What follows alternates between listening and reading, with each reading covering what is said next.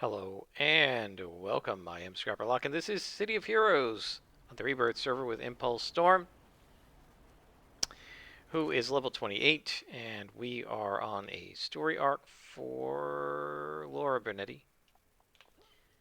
And the arc we're on is Scroll of Tieleku, which is my favorite. That's right, it's been a while. It's been about a week since I played. I've been busy doing other stuff. I played some Iron Phoenix, which I'm not recording. And today I had my D&D group's probably third to last session. There are probably two, maybe three sessions left. Hard to predict. And then that campaign is done, and my DMing duties are over. Um, so as we go, we always talk about D&D, Pathfinder, whatever, Savage Worlds. What we're going to talk about today is player challenges and how players react to player challenges versus character challenges. So Matt Colville talks about this in his video where he is at a convention and he's like building a campaign. Let's build an adventure or something it's called. And it was basically like an hour-long session where he and the audience worked together to build a sort of a longish adventure or a short campaign. And in it, he talks about the different challenges you can have, and that you should have a mix of these challenges. And one type of challenge is combat, and another type of challenge is like social encounters and role play and so on. And he talks about how most of these challenges are character challenges. That is to say, they are challenges that the player character must solve, right? Not the player, but the character. Yeah, you're deciding who to attack, but you're using the character's abilities to make the attack and solve the situation. Then he talked about how there are, well, if you do like a puzzle, puzzles are player challenges. Because with puzzles, say you've got like a crossword puzzle for them to do or something, you're really not generally going to be rolling for it and say, okay, I'm going to try to do three across, make an intelligence roll. Okay, three across is, avalanche, right? Instead, you're going to put the puzzle, lever puzzle, whatever it happens to be in front of the players, and it's really onto the players as players to use their noggins, their own brains, not the stats of their characters, to come up with the solution. And the reason I mention this is because a good friend of mine who's on the we have our own private Discord, who's been banned from a bunch of other things. He was talking about designing a new sort of adventure area for his players. They're, I think, 5th level now. He said they'll be 6th or 7th level max when they get to this. And so what he's thinking of doing is creating a single room with 3 exits to it. And the 3 doors will lead, one will lead to death, something very bad that kills you. One will lead to a modest reward, and the third one will lead to a chance for an awesome reward, but you have to basically fight a doppelganger of yourself. So you have to fight your own self. There is a mission in City of Heroes where you end up fighting a copy of yourself. You can go back and watch the Tiger Strike did it back when she was, I don't know, level 30 or something. And so if you watch the Tiger Strike videos, the Stalker, you'll see her fighting Tiger Strike herself, like the evil. It's called Tiger Strike ? And it's basically herself from like an alternate reality. And or I think it is herself from this reality because Tiger Strike was actually from Pretoria, right? So the Tiger Strike in this reality was evil and was a villain. And so the Tiger Strike from Pretoria, who was a hero, had to fight herself, right? And it was the same exact, sort of stats. So that's what he's having in this thing. You can either go through one door, and that door will lead to like just a bag of silver, moderate, safe reward. You go through another door, and it's like sphere of annihilation time, and you die. You're like disintegrated. Or you go through the third door and you fight a doppelganger. If you lose, you die. If you win, you get some sort of really good reward. I don't remember what the reward is, but it's like way better than a bag of silver, right? It's a ring of wishing or something. I don't know, something really good. And so he said to me, "What do you think of this?" Right? So like there was he quoted out like that some voice was going to give them a riddle that they had to solve to figure out. You got your three doors lined up, and it's sort of a riddle that's like the potion riddle from the end of the first Harry Potter movie, or I guess they didn't. I don't know if they had the riddle. Maybe they did. I don't remember if they had the riddle about the potions, but in the book, right, the riddle is all about like figuring it out. And Hermione says to Harry, many wizards would be unable to do this because they don't use their minds, right? They rely too much on magic. And this was Snape had set this riddle to, stop Voldemort, Quirrell, right, from getting through. And so you have to figure out which potion to drink. And one of them is poison, and one of them will get you backwards, and one of them will allow you to go forward. And so this is the kind of riddle he set up. It's going to give them hints or clues among the various doors that they could pick, right? So you got three doors, 1, 2, 3. And this one's at an angle, right? And this one's got a men and a women sign on it. One's near a fountain. So now imagine that you describe things. The first, the door that will give you the minor reward is at an angle, and the door that will give you the major reward is where the water is at blah blah blah. Those are too obvious, right? But he created this riddle, and he said, what do you think, right? That they'll have this riddle, they'll know the potential consequences, and also the voice is going to tell them they can't go back, they can't leave the room without choosing, right? It's an artifice of this setup that you must pick one of the doors. You can't just say we refuse to choose and we go back.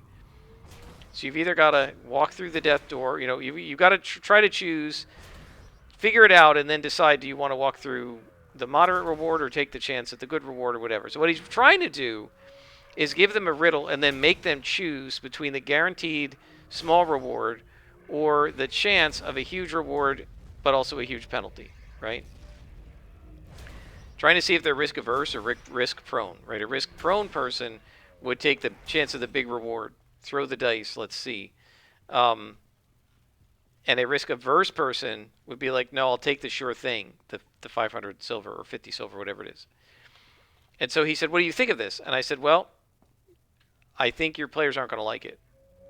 I think it's kind of cool. I like the setup.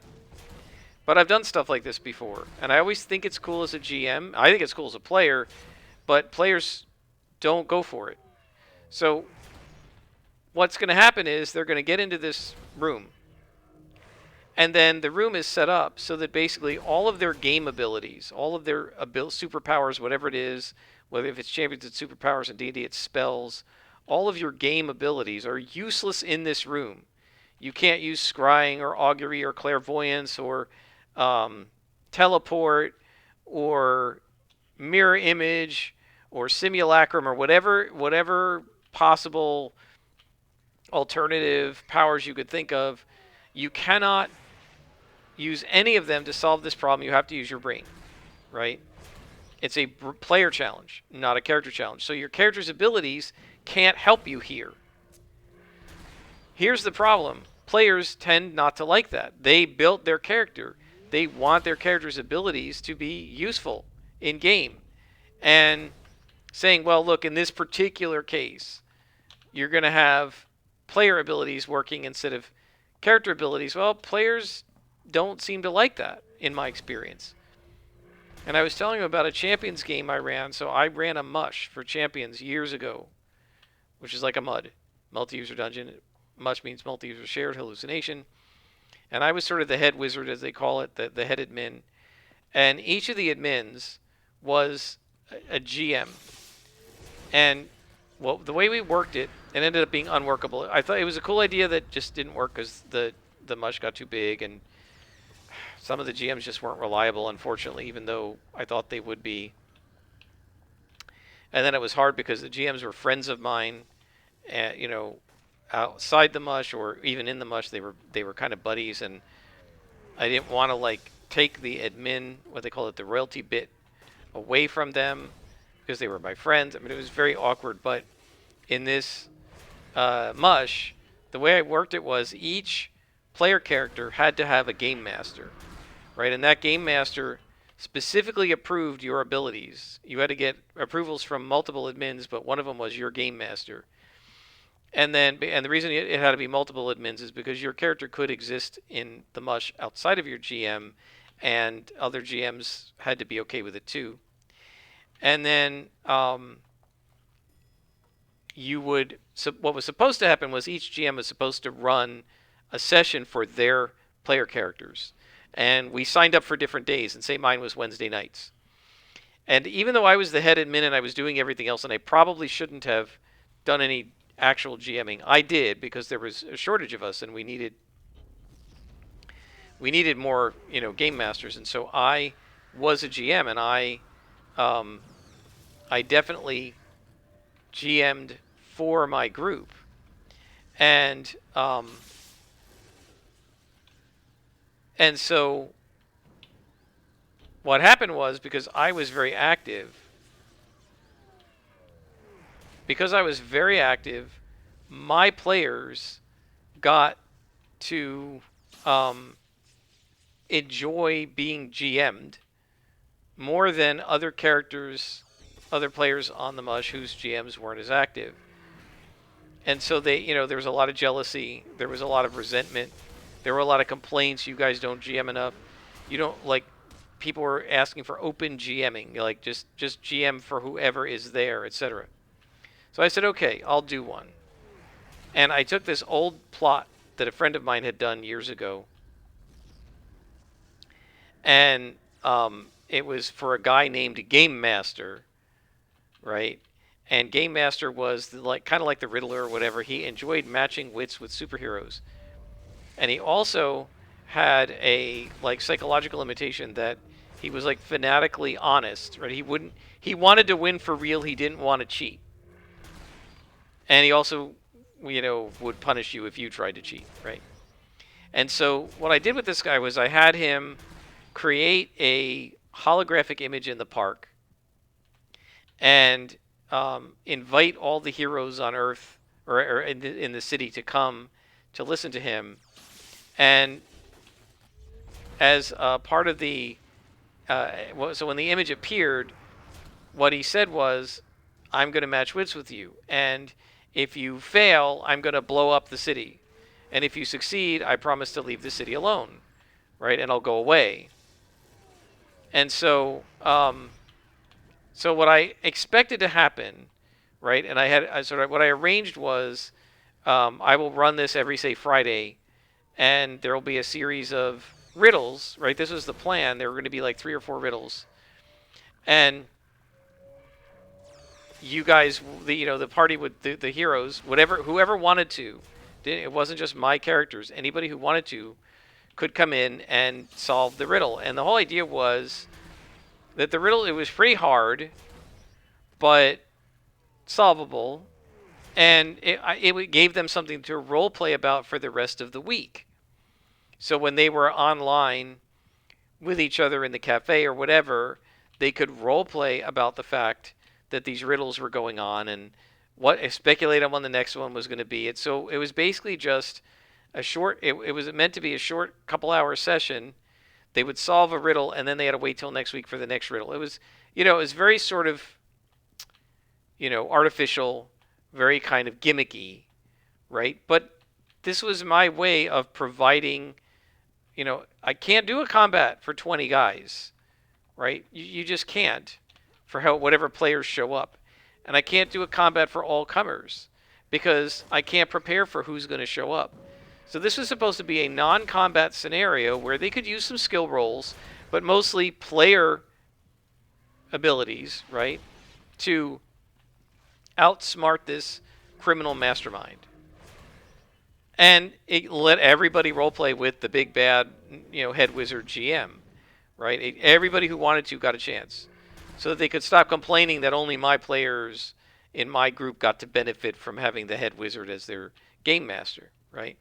So I was trying to provide something generic that would work for everybody. And so the first thing that happened was when after the hologram, right, one of the players who was a GM and should have known better, one of the players started trying to like trace the signal. Right? What they decided to do was, we're not going to play this guy's game. We're not going to answer any of his riddles. Instead, we're going to try to trace the signal back to his base and go beat him up. And so one of the things they tried to do was like pick up the holographic generator and see they couldn't get any transmissions. Okay, so there's got to be wires, so like cables or something. So let's follow the cable. So they tried to like dig under it. I was totally caught blindsided by this because I thought it was self-evident why I was doing what I was doing, right? But they refused to cooperate with the villain and with the plot, and instead tried to find other ways around it. And when I basically told them, no, when you try to dig under it, it just keeps going down and down and down and down, basically goes to China, so you can't. And it's like invulnerable to everything they tried on it and stuff. And I got complaints. So you're a bad GM. You're railroading us. Like, they didn't use the word railroading, but like, we're trying to find these creative solutions to deal with this guy, and you're trying to force us to answer the riddles. And I finally had to say, look, guys, if you don't want to play in this campaign, in this scenario, it's fine. But this scenario is about solving riddles. That's the whole scenario. You're fighting somebody who's like the Riddler, and you're going to be solving riddles. And if you solve his riddles, you win. And if you don't solve his riddles, you lose. And that's the conceit. And if you're not willing to accept that conceit, don't play.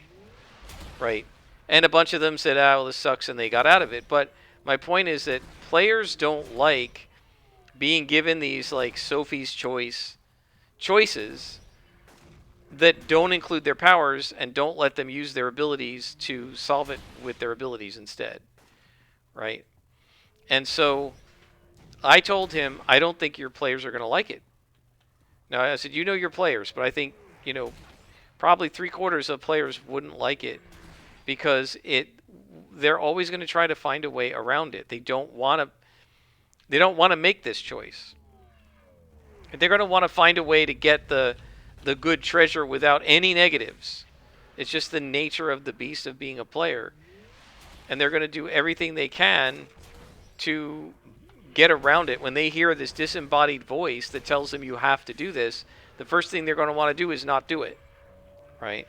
And like he was saying, he was going to make it so that like there's some kind of anti-magic shell so they around the room so they can't cast spells and all this. I said, frankly, I think all that's going to do is anger them, right? Is annoy them because it seems like the GM is forcing you to make this choice. Now, he is. That's the premise of the dungeon, or of this section of the dungeon, is that there's a riddle and you have to solve it. Right? There's a puzzle and you have to solve it, and once you solve the puzzle, you have to make a choice between maybe not entirely wonderful options. I actually had to go out of character for a little bit, if you want to call it that, with my group in a similar case when I brought the news to them that the Red Dragon was attacking their Aarakocra's homeland, right? And they had been on their way in the opposite direction to go to what would have been a beholder lair. And so what they said was, can we they wanted to hire adventurers to go to the beholder lair to get the thing that they were looking for there while they went to the dragon to fight the dragon. And I said, well, you don't find anybody or whatever. We did this for a little while. Right? And then I kind of said, okay, let's go out of character for a second, guys, and let me explain. You can't do both of these. Right? The whole point of this is you have to make a choice.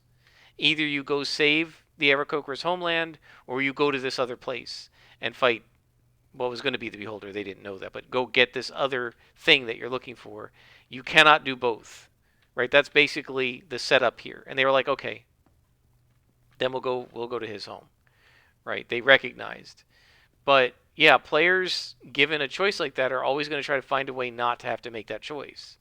And I don't know why, right? Because to me it should be self-evidently obvious in that situation that you have to pick one of these two things to do.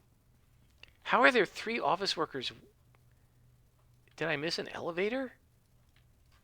What the heck? How could I have missed 3 of them? Um, at least I felt it was self-evidently obvious that this is the choice you have to make here, right? And so, for whatever reason, players really don't like being given choices and not being able to do everything, right? Not be able to do both. And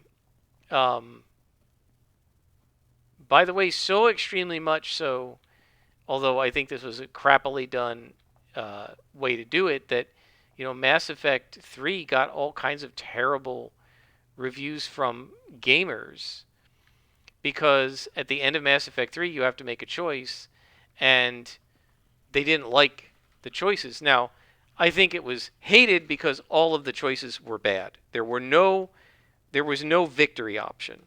No matter what you did in the game, it was always going to be a Pyrrhic victory. And that's terrible, right? But sometimes you can only save one of 2 victims and you have to make a choice. And players tend not to want to make that choice. They want to find the third way. And I think having a third way is great some of the time. But sometimes they just need to make a choice. So when it comes to solving puzzles and that sort of stuff, it's definitely true that players, I think sometimes they can be very intellectually lazy. I think, I don't think it's wrong to say it. I think they're intellectually lazy sometimes. And what they want to do is use their character's abilities and make a die roll and solve the problem with the die roll instead of actually solving the riddle with their brain, right, with their noggin, as I like to say.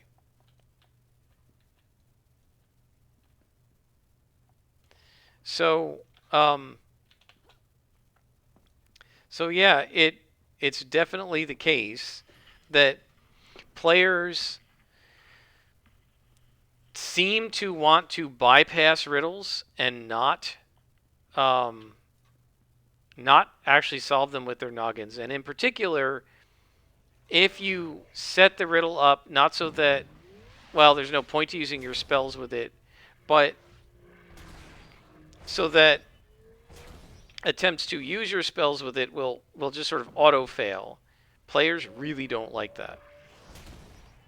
Right? So like even today my group was in they don't know this, but they're in the dimension of pandemonium, which is pure chaos, and they're in a base that's kind of buffered from it, so they're not feeling the effects of it right now. But they came to this chamber that had these windows, and it's just a map that I bought, and the map had windows on it. And they looked outside, and they just saw like a fog that was kind of glowing, and they couldn't really see anything outside there. So what did they do? Well, one of the PCs has a familiar, and he summoned his PC right outside the window. His familiar right outside the window. And so, okay, well, now what do I do? Because I hadn't really expected them to go outside. All right, well, but what do they want to do? They want to go outside and solve the thing from the outside, I guess. Right? And so, yeah, I had to come up with, okay, what's going to happen out there? All right, well, he got buffeted around and he couldn't tell which way was up because it's chaos out there. And he tried to fly away and slammed into the window instead, and then he tried to fly away from the window and he slammed back into the window because everything's all backwards and confusing and utter chaos. And so, the player was like, okay, I call him back. I summon him back in. Right? And so, so my point is that even there, they don't want to sort of do the obvious thing, which is stay inside when I described that the outside is all confusing and chaotic. They're going to try to find a way to, laterally think or whatever you want to call it and get out of having to follow the trail that the GM set up. And I don't really understand this entirely, guys, because to me, and I'm missing one worker, so I don't know where he is. To me, you don't necessarily want to follow the trail the villain leader set up, but you do kind of want to follow the trail the DM set up because that's what the DM is ready for and that's what he's prepared. But for whatever reason, when players are shown in no uncertain terms the thing the GM prepared, they always seem to want to do something else.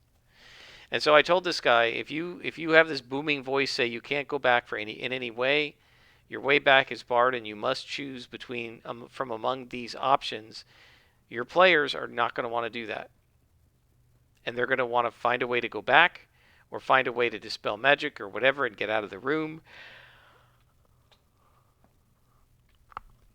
Yeah, they're not going to want to do it. They're not going to want to follow the instructions of the bad guy. And so that's something that I think is sort of universal. And I guess it comes from the desire not to be railroaded, right? But there's a difference between railroading and between accepting being railroaded and between accepting the premise of the adventure, right? Or the premise of the scene, right? The premise of the scene is that you have to solve a puzzle. Then you're not being railroaded to when you solve the puzzle, right? It's the premise of the scene. And I honestly have no idea where this last guy is. So I think we're going to have to just go outside and autocomplete. Which I hate to do because this is not a hard mission. But I don't know where the last guy is. You know, sometimes when this happens and I'm watching the video, I can actually see it on the video.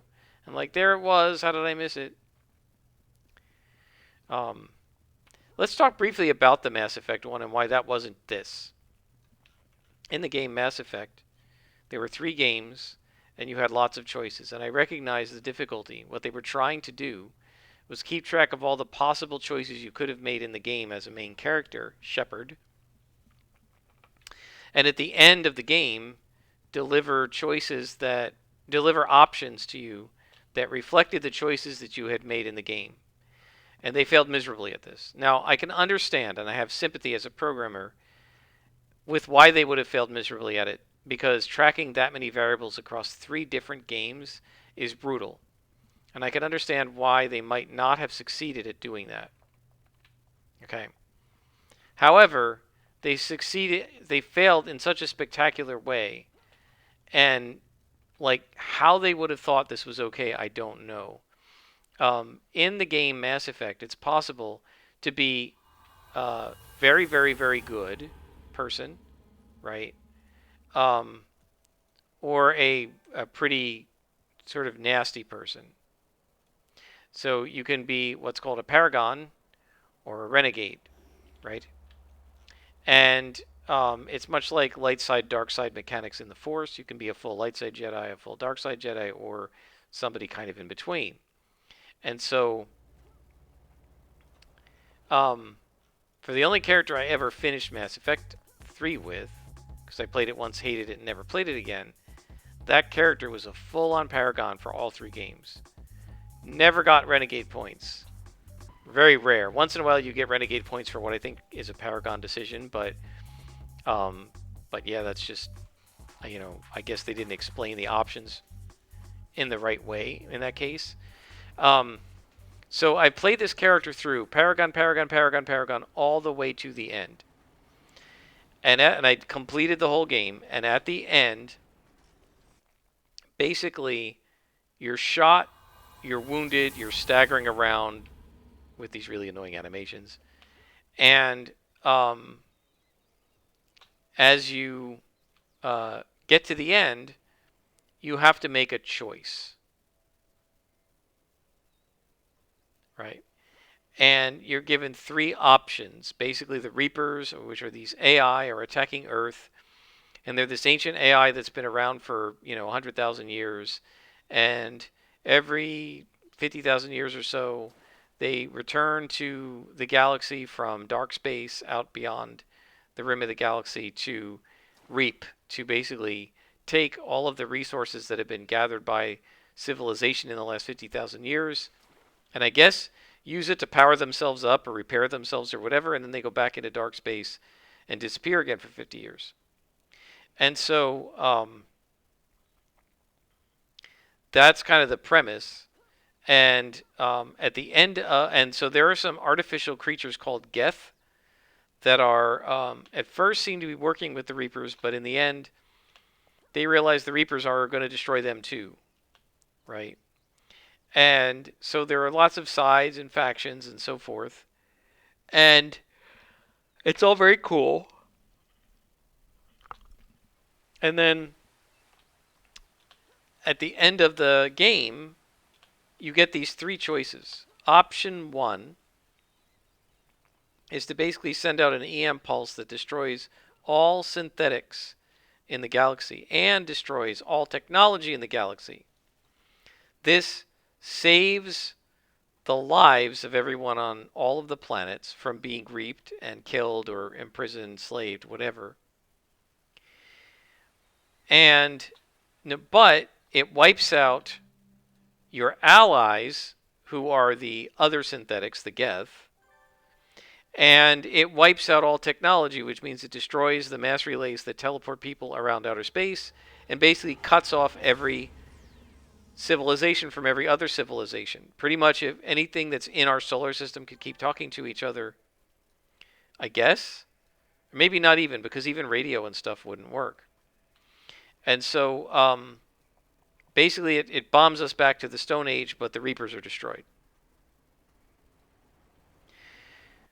The second option you have, I think I'm remembering this correctly, is to accept the reaping as a necessary cycle and allow it to go on, and civilization is destroyed. The third option is to become one with the Reapers, to merge biological and synthetic life into a new form of existence, thereby like becoming transhuman or whatever, or trans-reaper, I don't know what you would call it, and you transcend humanity, and the Reapers are kind of merged in with us, and we turn into a whole new like evolution of life.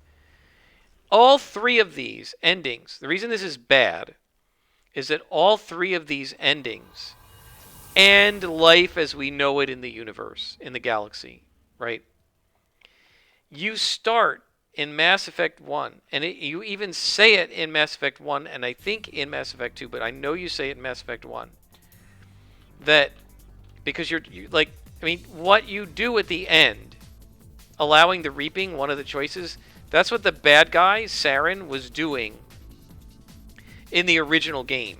In the original Mass Effect, Saren was saying, like, we need to let the Reapers do this, and those of us who side with them can merge with them. Like, that's literally what the villain was doing in the first one. And that's two of your choices, merging or letting them win, in the second one.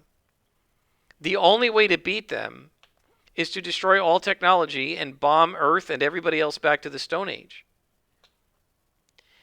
Which is not a satisfying ending, right? The goal, the stated goal of Shepard, and probably of most players from the beginning of the first Mass Effect, is to keep the galaxy's way of life, right? Is to preserve the Asari, the Turians, the Solarians, the humans, the Council, the Citadel, and the mass relays and everything, to preserve the galaxy the way it has been for hundreds and thousands of years, is to save the universe, right? Save the world, as it were. That's your goal. And what they set up was a game whose ending did not allow you to do that. You could not achieve that goal. The stated goal of Mass Effect 1 is unachievable in Mass Effect 3. And everything you did in Mass Effect 1 and 2 is useless. If you choose let the Reapers win, you may as well have not played any of the other games. Right? If you choose merge with the Reapers, you may as well not have played any of the other games. Let Saren win, because that's what he was trying to do. Right? And if you choose wipe out the Geth and wipe out the synthetics, then you're basically betraying your own friends, the Geth that you've been allied with for 2 games now, and you're confining, you're reconciling, or what's the word? You're um, constraining. It's not the right word. Consigning all of the life in the universe to basically being Stone Age. Right? The only way to win. Well, what do the Reapers do, guys? They reap all of the technology and wipe out the technological races, and they leave in place the living things that are in the pre-Stone Age condition, right? And allow them to evolve over 50,000 years to create technology to allow the Reapers to win again. So bombing the universe back to the Stone Age with a giant EM pulse is literally doing in 1 second what the Reapers were going to do over several hundred years. It's just stopping the Reapers from ever being able to do it to the next guys that arise. That's crap, right? And again, the reason it's bad, the reason it's terrible, is that it doesn't give you an option to actually win clean. Now, there are morons who applaud this as, oh, it's realistic. Sometimes you just can't win clean. Nobody wants to play 3 games of being a hero and find out at the end there's no heroic choice. That sucks. Right? And by the way, that's not the choice that I was describing for, like, the riddle that I was talking about. That's not it at all. There was a way to be heroic there. Right? You solve all the riddles, and Game Master, or whatever his name is, who's honorable, honors the victory, right? And goes away. Or this other friend of mine who was saying, you solved the riddle, now you know what's behind each door, and you have the choice of whether you want to go through the dangerous door, go through the easy door, or go through the hard door, right? And you know what's behind each one because you solved the riddle. BioWare did not let you do this. At the ending, in the endings of Mass Effect, the ending choices, all you could do was pick how to lose. Which way do you want to lose to the Reapers? Do you want to lose by bombing the universe back to the Stone Age? Do you want to lose by letting the Reapers win outright? Or do you want to lose by merging with the Reapers and making it so that organic life is never recognizable again because it's half synthetic? Those are not win conditions. They're various kinds of loss conditions. There was no win condition. There should have been a condition, a win condition, in which the player could, if they played their cards right, stop it completely and make it so that the Reapers are gone and the universe is safe the way it was. The Citadel's still there. The Citadel races are still there. The Asari, the Turians, etc., humans are fine, and we're still part of the Council. Right?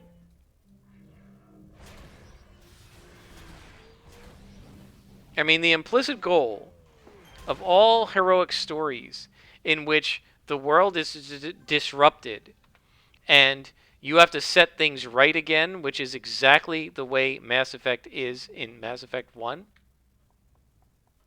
The implicit goal is to set the world right again. Now, I wouldn't mind Shepard having to die to do that. Or Shepard having to change to do that. Right? Because sometimes what happens is the hero is so changed by the quest that even though they set the land right, they are not able to go back to it. This is Lord of the Rings. Right? Frodo sets the land aright, but he can never really be comfortable again, right? We saved the Shire, Sam, he says, but not for me. I can't go back to the way things were, right? And that to me is acceptable because they still saved the Shire. It went back to the way it was, and they show you in the movie, right, that Sam and the others are back in the Shire and things are the way they used to be at the end. Right? Sam's married and he's got kids and things go on. Life goes on. Right? And the Shire is back to being the Shire. And there's no way to do that in Mass Effect 3. You can't fix the universe. All you can choose is how to break it. And I think that's crap. Right? And yes, it was annoying that I had all these abilities and I couldn't use any of them to make a better choice. But to me, the issue there wasn't so much that I had to use my noggin to solve it. I love using my brain to solve things, and I'm perfectly happy to solve puzzles. I love them. I wish there were more of them in the Mass Effect games. But what bothered me was that all of the solutions sucked. And I read the options, and I'm like, I don't like any of these. And I actually stopped, like, tabbed out of the game. Or, no, I think I stopped the game because it was on my Xbox. And I got up and I went to the computer and I freaking Googled it. Like, how do you actually win this game? And I found out that there were no options. In fact, there was no real difference in the options. And in fact, somebody had a screenshot of the endings and basically all three endings. So what he must have done when he saw this was saved it, right? He had saved it, I guess. Back to an earlier save. He did all three choices, right? He did choice 1, reloaded it, did choice 2, reloaded it, did choice 3, and recorded it. And literally, I think they've changed it in the Legendary Edition, but in the original release, the ending cinematic was identical for all three. The only difference was the color, whether it was red, green, or blue, depending on which option you chose. It was like the light, the lens flare of the light coming around the planet Earth, and there's some sort of an explosion, and that the colors were different. Literally, it was the only difference was the RGB color. And this guy was like, seriously, that's the difference in endings? After all the choices I made across 3 games, they give me these 3 choices that basically all I'm doing is picking what color the ending is going to look like? Now, BioWare's answer was, well, we couldn't account for every choice you made in every game. It was too hard. Yeah, but that's not what this is, right? This is them saying, not only none of your choices matter, but there is no good choice. Players hate that, and I think with good reason. So yeah, if you're a game master, be careful when you try to force your players into an artificial choice, right? And the reason you have to be careful with it is that it frustrates them. And be careful when you're giving them choices to give them ones that they might want to actually take, right? It shouldn't be all undesirable choices. This is not why we engage in heroic fiction, right? For all this depressing, like, there's no good option and all you can pick is how to die. Well, that's not necessarily a rewarding way. Yes, it's realistic. Sometimes that's what happens to us. But it's not necessarily a rewarding way to play a game like D&D or Star Frontiers or Champions or something like that. There should be a way to have a clear victory. By the way, this is one of the things that has... I understand it's a deliberate mechanic, but one of the things that has frustrated me to no end about Ironsworn, and one of the reasons I stopped playing it, is that I understand weak hits are important. They move the story forward.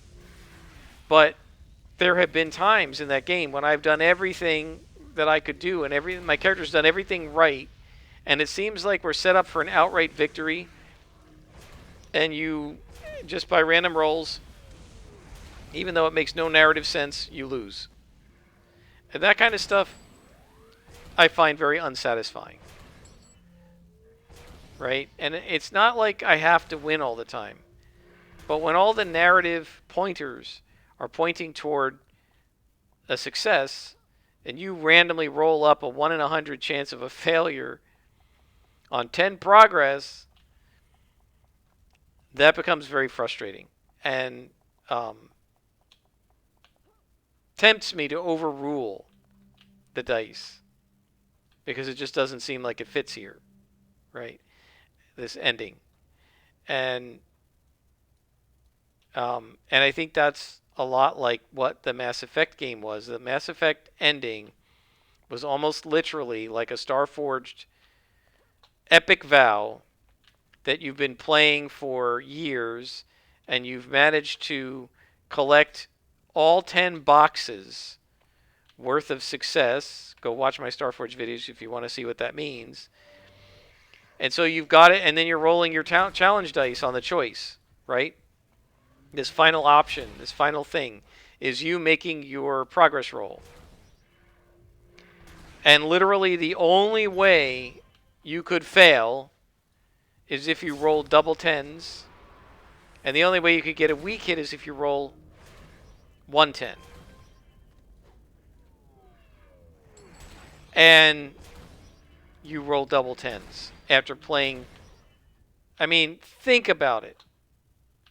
Again, I know it's supposed to be this way. I understand why it's this way.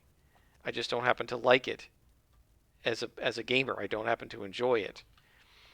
You're doing an epic vow. Your background vow, your epic vow. You've been doing it. If you look at my Starforge game, my character, I tried to speed things up, and even so, my character is maybe 3 boxes, if that, no, 2 boxes into her epic vow of 10 boxes. Because it takes 40 ticks to get to 10. And so you've been doing this thing for years. You get it to 10 out of 10, right? You've solved everything. You've got it. Is this the place we're looking for? Is this the solution we're looking for? No. You roll double tens and it's a no. That's not really satisfying, at least to me.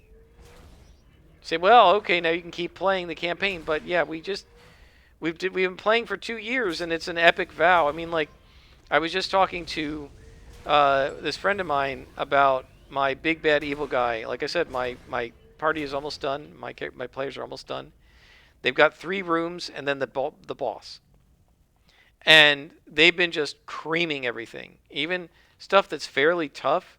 I had a fight with 2 hydras. 2 hydras. 2 at the same time. And several lizard folk that were in there as minions to kind of, help. And hydras get 5 heads. They get 5 attacks per round, right, to begin with, until you start cutting off heads. They get multiple, I think they get multiple reactions. I don't know. They get reactions, right? They're like super awesome. They're basically just brutes, though. They don't have like spells or anything. They're not like a dragon. So these hydras won initiative. Like, whoa, they won the initiative. They get to go first. Well, the party was pretty far away, so they moved up. And I kept them pretty far apart, but I guess I didn't count the squares right, because unfortunately my best friend was able to cast slow on the freaking hydras. And the problem with this is it's an I win, but I win slowly button. And so the hydras then could only attack once per round. So their 5 heads are useless. And they couldn't take any reactions, so you could like walk right past them and they can't bite you. And so, like at that point, I almost wanted to say, let's just end. Okay, guys, we'll just say you won. There's no point. And that's it, right? Because, like, it took us an hour to resolve that encounter, 45 minutes, but it was over as soon as he did that, right?